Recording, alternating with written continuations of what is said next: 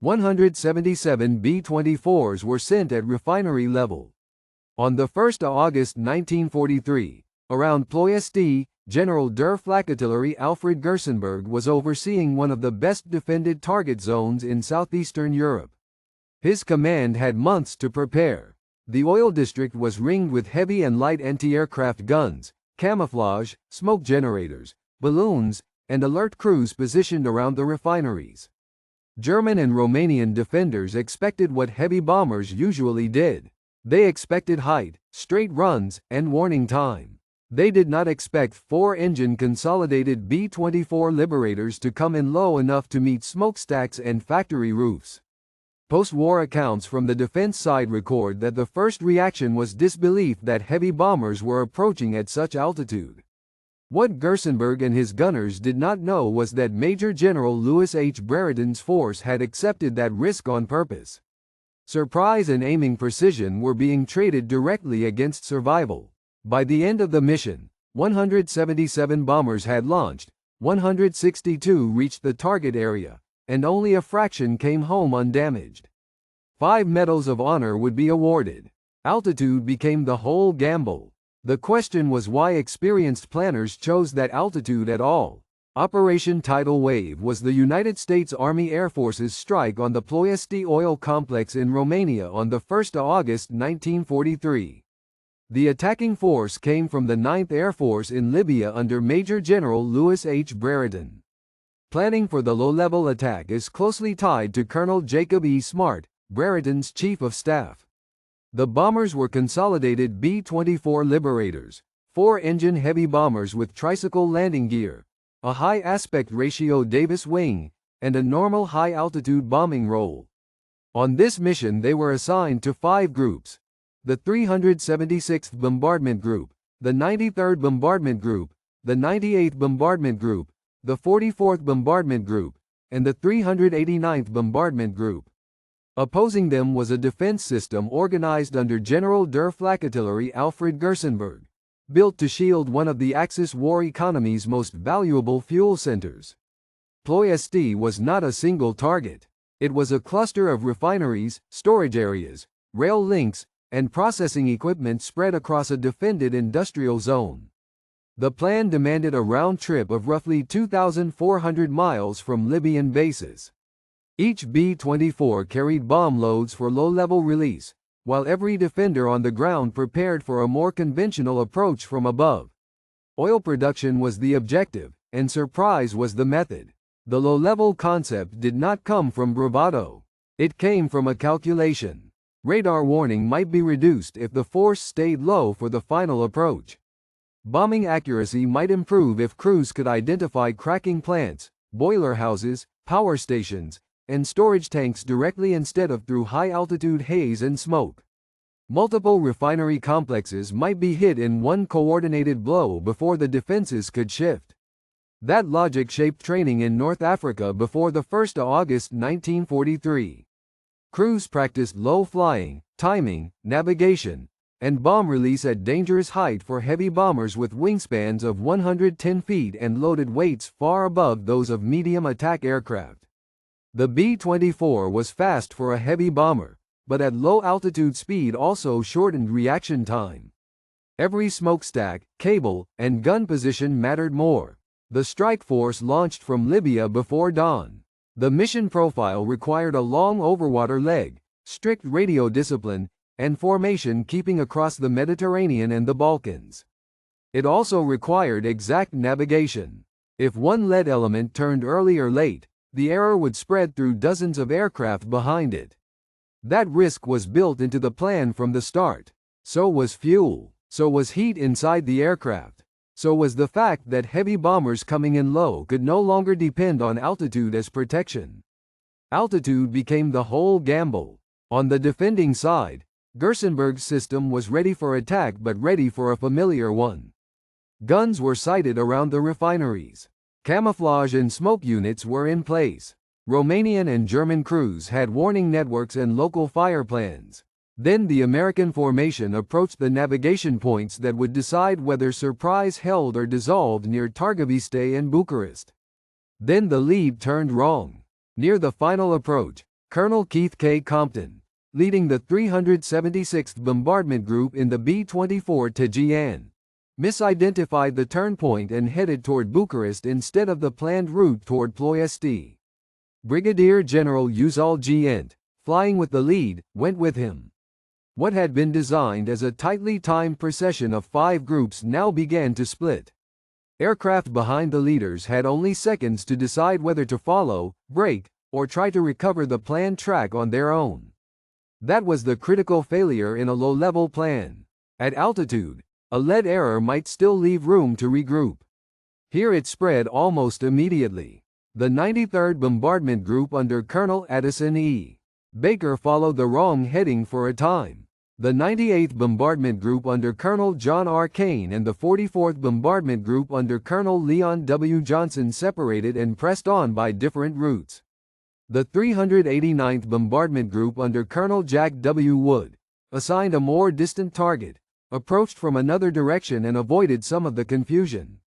The defenders now had what the American plan had tried to deny them: warning and time. Instead of one coordinated arrival, the refineries received bombers in broken streams. General der Flak-Artillerie Alfred Gersenberg's system had been built for layered response.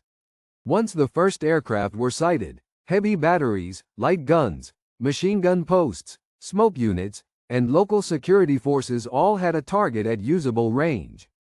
Romanian and German accounts describe initial uncertainty because the aircraft were 4 engine bombers arriving at very low altitude, not the expected high formations. That uncertainty lasted only moments. As the first liberators came in, they were not looking down through bomb sights from 20,000 feet. They were crossing rail lines, chimneys, factory roofs, and telegraph wires. Gunners on the ground could track individual aircraft. Crews in the bombers could see gun flashes at street level. Some formations made direct runs on refinery equipment. Others had to circle, re-identify aiming points, or attack through smoke already rising from earlier hits. Within minutes, fires had started in parts of the Ploiești complex, but the strike had lost coordinated surprise, and every succeeding wave entered a target area that was fully awake.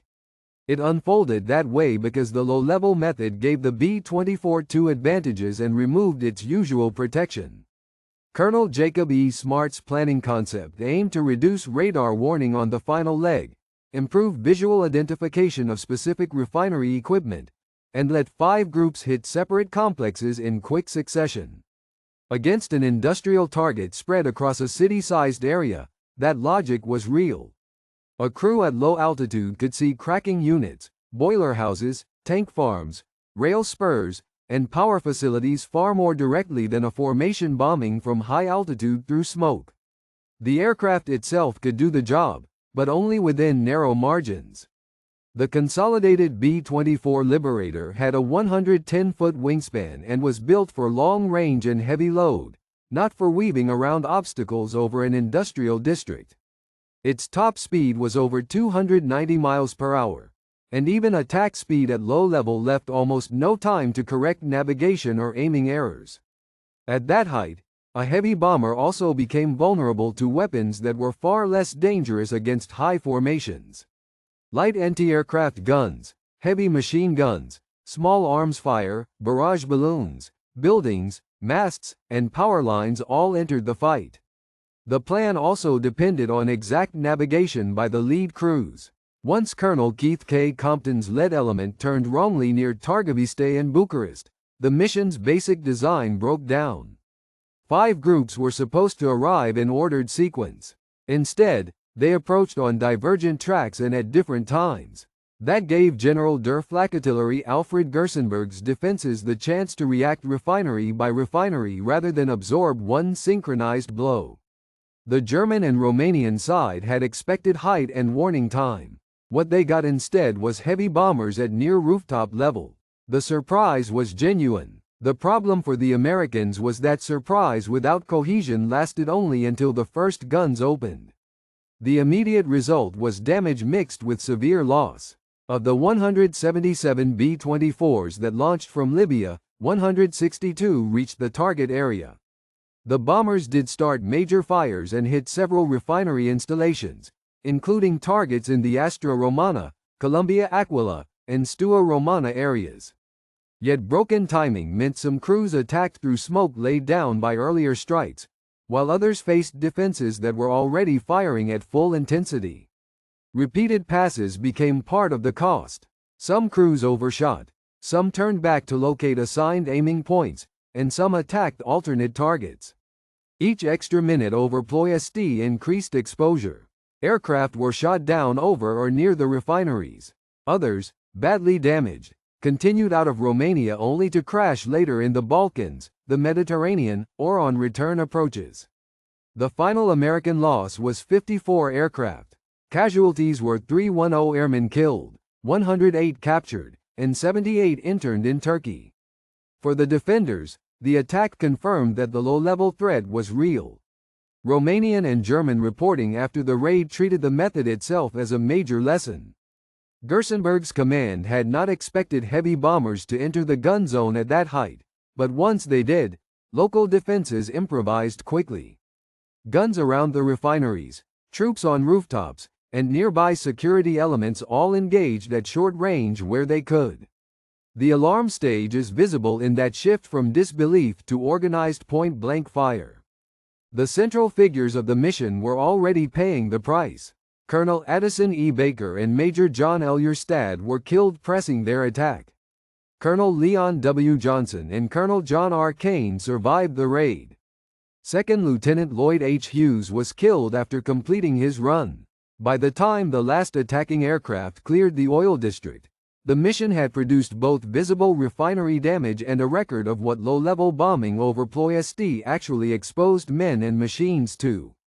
At Ploiești, rooftop height meant some liberators were flying at little more than chimney level while still carrying full bomb loads.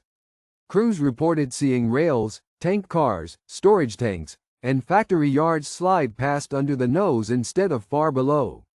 That mattered because attack speed left almost no time to sort one refinery from another once smoke began spreading across the complexes.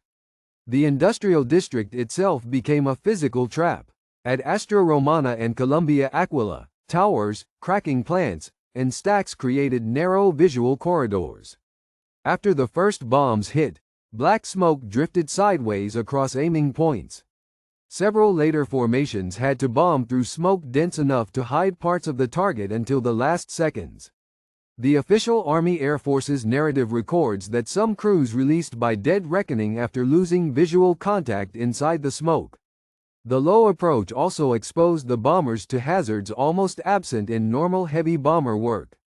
Barrage balloons had been placed around sections of the oil area, and their cables were a real danger to a 110-foot wing. Combat reports and later mission accounts describe aircraft striking cables, clipping structures, or clearing obstacles by only a few feet. Other liberators came so low over the refineries that men on the ground fired from rooftops and from positions between processing units, not just from formal flak batteries. Stua Romana showed another problem. Some attacking aircraft reached target zones already burning and still pressed straight through the flames and heated air. Pilots then had to hold a heavy bomber level while bomb bay doors were open, with light flak coming in from almost horizontal angles. The result was not only battle damage but loss of control margin. A hit engine, a sudden crosswind, or a forced evasive move could push a bomber into stacks, poles, tanks, or the ground before the crew had space to recover. On the defense side, short-range firing changed the psychological picture quickly. Romanian and German gunners had prepared for altitude. Instead, they found heavy bombers crossing their front almost at eye level, often one aircraft at a time or in small groups because the raid had lost cohesion. Surprise lasted only moments, but the persistence registered. After-action reporting from the defense side made clear that wave after wave still came in despite flames, smoke, and visible losses. That is the point where surprise gave way to fear, and where the question of value became unavoidable. Ploiești mattered because oil sat near the center of Axis military power. Romanian production fed the local war economy and supported German requirements at the same time. That is why the target had already drawn Allied attention before August 1943, and why the defense network around it was far stronger than around an ordinary industrial city. American planners were not choosing a dramatic target. They were choosing one of the few targets that could affect operations far from Romania. The raid also belongs to the early history of the Allied oil campaign, before sustained long-range bombing and fighter escort made repeated attacks more practical. In that sense, it was both ambitious and premature. Official American assessments after the mission acknowledged heavy damage at several refineries. Fires, wrecked processing units, and interrupted production were real, but later analysis also showed that repairs and workarounds restored output faster than planners had hoped. The strike was not meaningless. It was simply not decisive in one blow. That mixed result is central to how historians have treated the mission. The United States Army Air Force's official history presents Tidal Wave as a display of extreme courage joined to flawed execution and severe attrition. Later scholarship has generally kept the same balance. The target importance was genuine. The physical damage was serious. The expectation that one low-level strike could cripple the system for long proved too optimistic. Altitude became the whole gamble. The lower attack height offered a chance at visual precision against specific refinery machinery, and for a few minutes it delivered genuine surprise. It also magnified every navigation error, broke formation discipline once the route unraveled, and put heavy bombers inside the envelope of almost every defensive weapon around the oil zone. German and Romanian defenders drew lessons even from a raid that did not permanently shut the complex down. Readiness improved. The low-level possibility was no longer theoretical. Defenders had seen American heavy bombers accept losses that few air forces would have risked on a single morning, and the meaning of that decision is clearest when the focus returns from fuel totals to the crews inside the smoke. Colonel Leon W. Johnson of the 44th Bombardment Group led his formation through the confusion created by the broken approach and still pressed home the attack on his assigned target area. His Medal of Honor citation records that he continued through intense anti-aircraft fire and smoke, then reorganized his group after the bomb run and led surviving aircraft out. Johnson survived the raid and remained one of the mission's most prominent living commanders. Colonel John R. Kane of the 98th Bombardment Group faced the same problem from a different route. His citation states that he led his group at low altitude through heavy fire and smoke to the target, then reformed the unit and brought back the aircraft that could still fly. Kane survived Ploiești. His case mattered to later accounts because it showed that leadership on this mission did not end at bomb release. Getting damaged liberators away from Romania was part of the action. Colonel Addison E. Baker and Major John L. Yrstad of the 93rd Bombardment Group became the clearest image of the raid's cost. Baker, the group commander, and Yrstad, his co-pilot, kept their B-24 on the attack despite severe damage and fire. Their Medal of Honor citations record that they remained on course to ensure an effective bombing run before the aircraft crashed. Both men were killed. That image endured because it was so concrete. A burning heavy bomber held straight long enough to drop on target. Second Lieutenant Lloyd H. Hughes of the 389th Bombardment Group attacked after his aircraft had already been hit and fuel was escaping. His citation states that although the gasoline from punctured tanks was streaming back over the plane, he made the run at low level and released accurately before the bomber crashed after clearing the target. Hughes was killed. That detail, fuel blowing back along a damaged bomber still held low and steady, is one of the mission's starkest human records. 5 Medals of Honor came from one raid: Johnson, Kane, Baker, Yrstad, and Hughes. Around them were hundreds of other airmen, many killed, captured, wounded, or interned, and the argument over what their sacrifice achieved would shape how Ploiești was remembered long after the fires were out. In the days after the 1st of August, the first hard fact was that the oil center was hurt, but not broken. American assessments credited the raid with heavy damage to several refineries and spectacular fires. Yet repair crews in Romania and German-directed recovery staffs moved quickly. Some installations resumed partial work within days. The larger pattern was clear within weeks. Output had fallen sharply, but the Ploiești complex was not permanently knocked out by the single attack. That mattered immediately to both sides. For the United States Army Air Forces, the price was too high to repeat in the same form. 54 B-24s had been lost on one mission. Surviving groups in North Africa had to absorb missing crews, damaged aircraft, and the strain that came from seeing heavy bombers used like attack aircraft over a defended industrial city.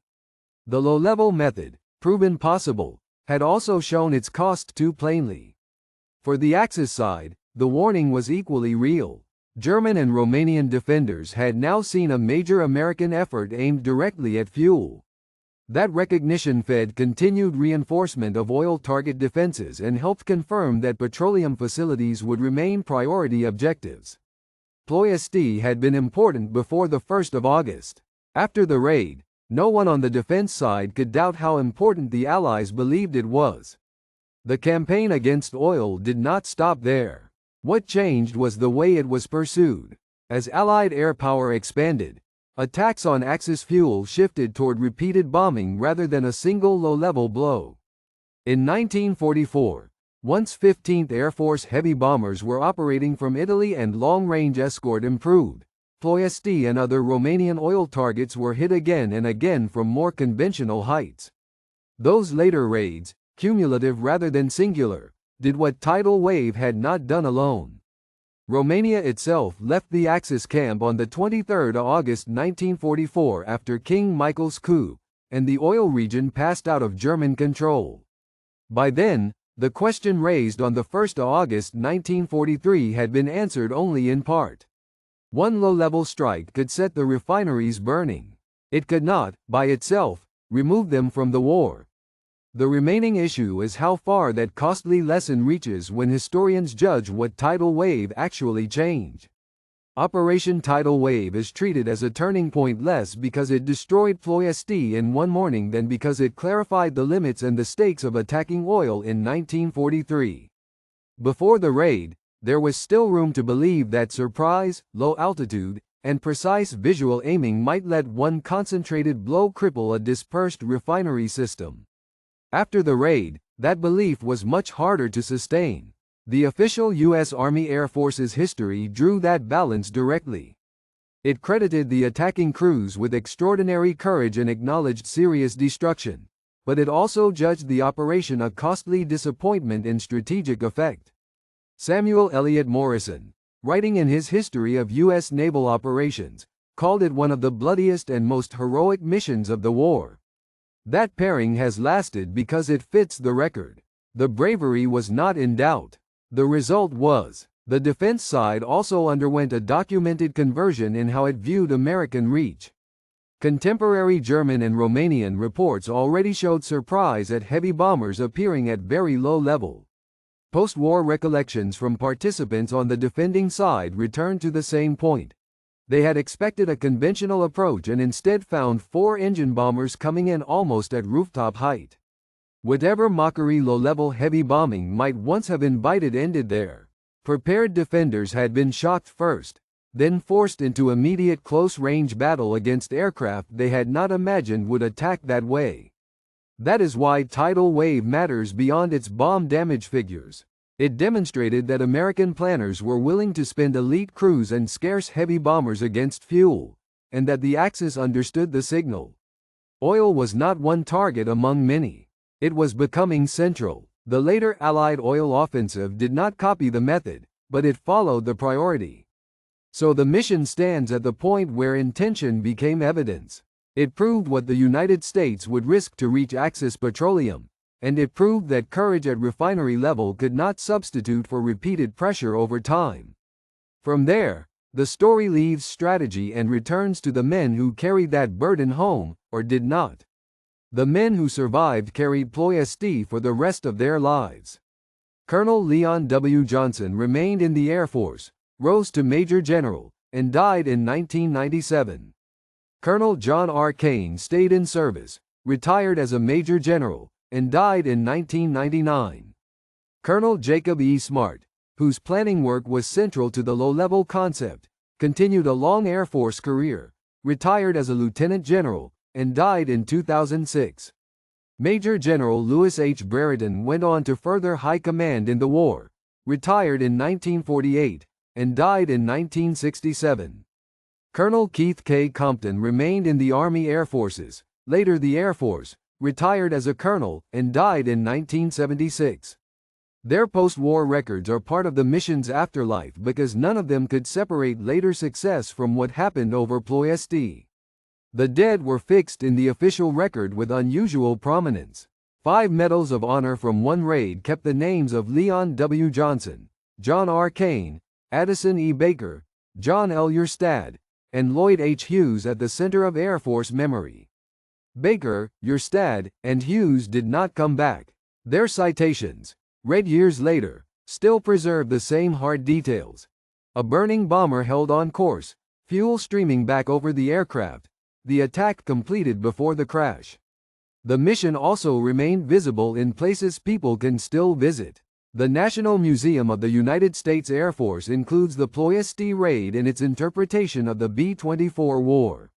The Air Force Academy's Medal of Honor displays and Air Force historical collections keep the raid tied to those 5 citations.